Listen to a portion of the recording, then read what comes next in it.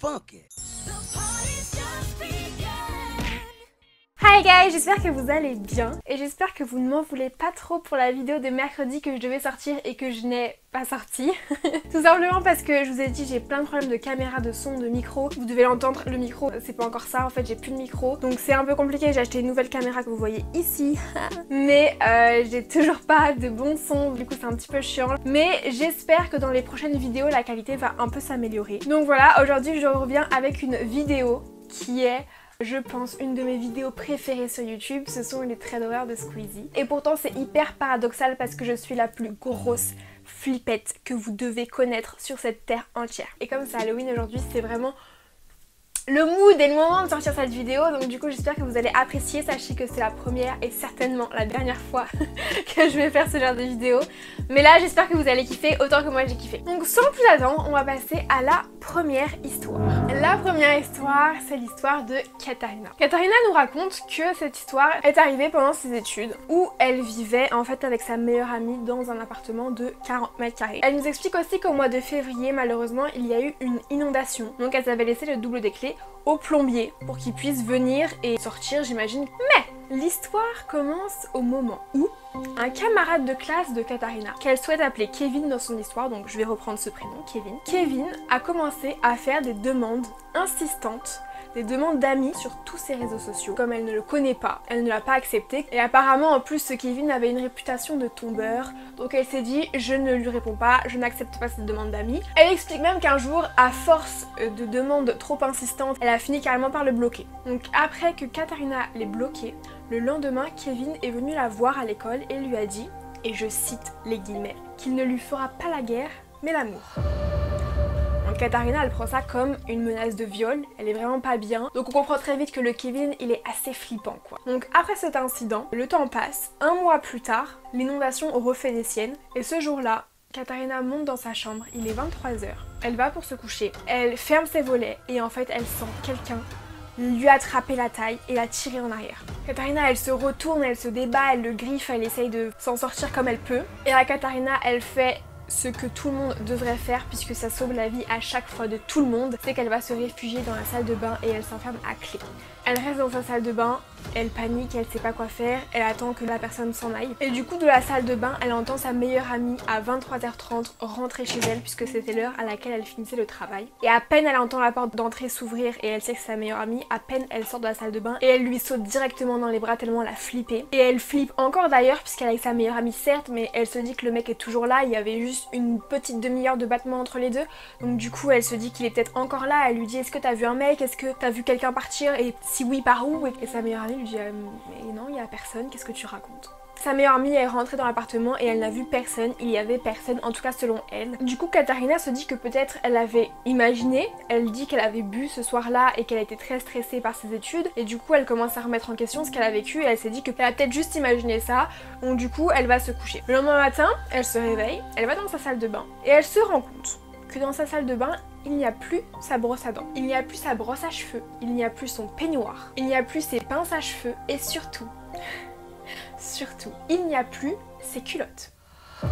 Du coup, elle commence à paniquer, elle demande à sa meilleure amie est-ce que c'est pas elle qui lui aurait piqué ses affaires ou emprunté tout simplement. Et sa meilleure amie lui répond que non pas du tout, c'était pas elle qui avait pris ses affaires. Elle ne pouvait pas racheter ses affaires, elle a dû attendre le lendemain qui était lundi. Et du coup, pour aller au supermarché racheter ses affaires, elle doit passer par l'allée 48 qui est l'allée où vit Kevin. Donc Katharina va faire ses courses et elle ne se rend pas compte en fait qu'elle est suivie. Elle fait tout son trajet à pied, elle fait ses courses normalement et en sortant du magasin, elle sent quelqu'un, une personne lui attraper le bras. Et elle commence à flipper, à se débattre et elle se retourne et elle voit sur le visage de la personne qu'il a des griffures. Donc elle comprend très vite que c'était la personne qui était chez elle et qui l'avait déjà attrapée puisqu'elle s'était défendue en lui griffant le visage. Mais elle dit qu'elle met quand même quelques minutes à se rendre compte qu'en fait c'était Kevin. Et du coup Kevin est en train de clairement la kidnapper, il l'attrape et il la traîne par terre jusqu'à... Et c'est là que Katharina a eu tellement de chance, jusqu'à ce qu'un homme devant le supermarché la voit, a compris qu'elle était en danger et s'est approché d'elle pour venir l'aider. Et du coup Kevin a eu peur et en fait l'a lâché et est parti. C'est comme ça que Katharina s'en sort et quelques temps après elle apprend en fait que Kevin voulait la séquestrer et que c'était lui qui avait volé ses affaires dans son appartement. Et en fin de compte Kevin faisait partie des plombiers qui avaient le double de ses clés. et il pouvait rentrer comme il voulait chez elle. Elle raconte du coup qu'elle a déménagé, qu'elle est mariée avec un ingénieur en plomberie et Katharina a appris tout ça parce qu'elle a été appelée à témoigner sur une affaire de harcèlement où Kevin aurait tout avoué en fait. Mais au moins dans cette histoire, ce qui est stylé, c'est que même des années après, elle a le fin mot de l'histoire, elle comprend le pourquoi du comment. C'est vraiment une des raisons pour lesquelles je pourrais jamais vivre toute seule, je trouve ça trop flippant. Et encore, elle vit avec sa meilleure amie, hein, vous imaginez? Trop flippant pour moi, trop flippant. Nous passons maintenant à l'histoire de Marianne. Marianne qui nous raconte une histoire qui s'est passée en 2 temps. Un premier temps quand elle avait 14 ans et ensuite 2 ans après à 16 ans, on a la fin de l'histoire. Donc Marianne nous explique qu'elle a connu une de ses copines à 14 ans. Elle s'appelait Daniela et elle dit qu'elle était merveilleuse. C'était vraiment une vraie copine, elles faisaient tout ensemble, elles étaient inséparables. Marianne, Daniela, elles avaient un endroit préféré, un endroit où elles allaient tout le temps, qui était leur endroit à elles. C'était un parc qui était proche de leur école. Elles avaient l'habitude de venir là après les cours pour discuter et discuter particulièrement des garçons. Un samedi matin, elle va rejoindre Daniela dans ce parc et Daniela directement quand Marianne arrive, elle la serre dans ses bras et elle commence à lui parler d'un garçon. Ce garçon s'appelle Jérémy, qui est un de leurs camarades de classe. Elle aime beaucoup le fait qu'il soit solitaire, un petit peu mystérieux, un petit peu silencieux, vous savez qu'il parle pas beaucoup. Et du coup elle commence à parler de lui pendant une demi-heure. Je crois que la petite Daniela est in love quoi. Puis le père de Daniela l'appelle et lui dit de rentrer. Donc du coup elle rentre et Marianne explique qu'elle a pas trop discuté avec Daniela ce week-end là. Elle la retrouve le lundi matin à l'école. Le lundi, Daniela, elle est stressée. Elle fixe continuellement la porte d'entrée. Dès que Jérémy entre dans la pièce, elle lui saute dessus et elle va lui parler en fait. Ensuite, elle revient vers Marianne et elle lui dit que Jérémy a accepté d'aller au cinéma avec elle. Du coup, elle est trop contente, elle a un grand sourire, elle kiffe quoi. Donc Daniela va au cinéma avec son Jérémy et après, elle fait la chose que toutes les filles font, on va pas se mentir. Elle appelle Marianne pour lui raconter. Elle lui dit qu'elle a kiffé, qu'elle s'est bien amusée, que le cinéma était sympa. Et qu'elle restait même dormir chez Jérémy. Et oui, donc ça s'est plutôt bien passé. Le problème, c'est que le lendemain matin, Daniela ne vient pas à l'école. Puis le surlendemain, elle ne vient toujours pas. 3 jours après, elle ne vient toujours pas. Daniela et Jérémy sont portés disparus. Marianne et Daniela à ce moment-là ont 14 ans et Marianne raconte que à partir de ce soir-là, elle ne l'a plus jamais revue. 2 ans après, quand Marianne a 16 ans, elle espère tous les jours revoir Daniela. Mais dans son malheur, un jour, elle a commencé à parler à Jason. Jason qui était un ancien ami de Daniela et à qui Daniela manquait beaucoup aussi. Ils ont commencé à créer des liens avec Marianne, si bien qu'ils ont fini par sortir ensemble. Donc ça c'est assez cute, au moins un petit peu de bonheur dans cette histoire. Mais un jour, le papa de Jérémy invite Marianne à manger et de ce qu'elle comprend c'est qu'il voulait vendre sa maison pour partir aux États-Unis. Il laisse Marianne visiter la maison, se balader, regarder un petit peu. Elle tombe sur des escaliers qui montent jusqu'au grenier. Marianne, elle monte, elle fait comme chez elle. Elle monte ces fameux escaliers et elle dit que ce qu'elle y trouve là, choquée, elle trouve Daniela ligotée et inconsciente à côté de Jérémy mort et cloué sur un mur. À ce moment-là, Marianne a un réflexe de dingue, elle appelle directement la police et elle détache Daniela. À l'heure d'aujourd'hui, le père de Jérémy est en prison. Daniela, Jason et Marianne vivent tous les 3. Jason et Marianne vont se marier au mois de mars. Et elle finit son histoire en disant qu'il faut toujours se méfier des gens qu'on ne connaît pas. Et c'est très vrai. Et en même temps, est-ce que Daniela aurait vraiment pu prévoir ce qui allait lui arriver?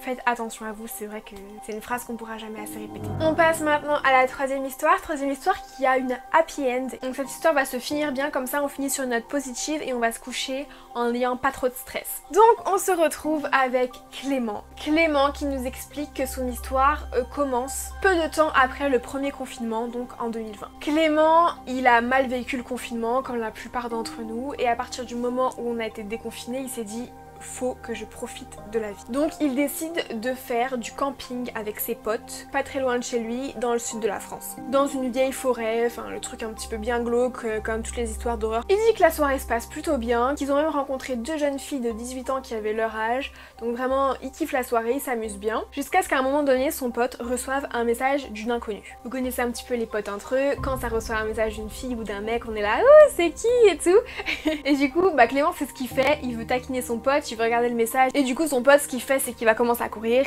et Clément lui court après en fait. Les garçons courent si bien qu'ils se retrouvent près d'une route à presque 100 mètres du camping et Clément commence à lui poser plein de questions, sauf que à ce moment-là une voiture noire arrive et s'arrête pile poil à leur niveau. La fenêtre se baisse et Clément et son ami aperçoivent un visage tout tatoué. Un visage qu'il qualifie même de zombifié, donc tout pâle, très creusé. En gros les gars là, ils flippent grave.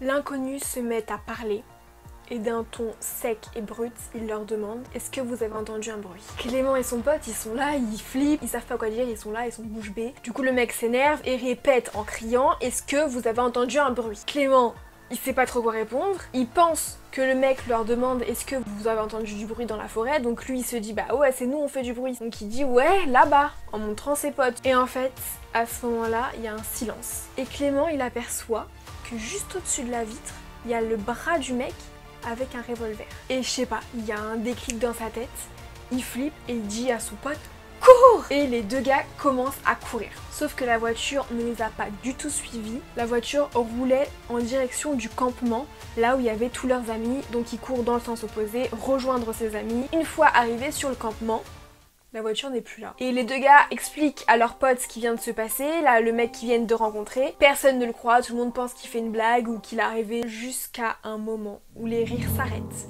à cause d'un bruit, un coup de feu qu'on entend dans la forêt.